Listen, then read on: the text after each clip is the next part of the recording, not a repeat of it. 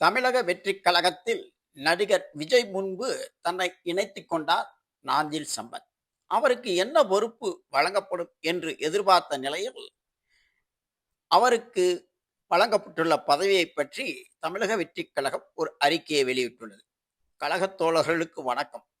தமிழகத்தின் மூத்த அரசியல்வாதிகளில் ஒருவர், சிறந்த பேச்சாளர், அனைவரிடத்திலும் இனிமையாக பழகக்கூடியவர் அண்ணன் திரு நாஞ்சில் சம்பத் அவர்கள் தம்மை தமிழக வெற்றிக் கழகத்தில் இணைத்துக் கொண்டுள்ளார். மக்களுக்கான அரசியலில் நம்மோடு பயணிக்க இருக்கும் அவரை வரவேற்பதில் பெருமகிழ்ச்சி அடைகிறேன். அண்ணன் திரு நாஞ்சில் சம்பத் அவர்கள் கழகத்தின் பரப்புரை செயலாளர், கேம்பெயின் செக்ரட்டரி பொறுப்பில் நியமிக்கப்படுகிறார் என்பதை மகிழ்வுடன் தெரிவித்துக் கொள்கிறோம்.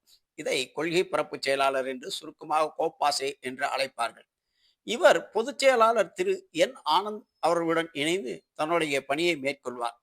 கழக நிர்வாகிகள் தோழர்களும் இவருக்கு முழு ஒத்துழைப்பு நல்கி மக்கள் பணியாற்ற வேண்டும் என்று கேட்டுக்கொள்கிறேன். இப்படி விஜய் அறிவித்துள்ளார்.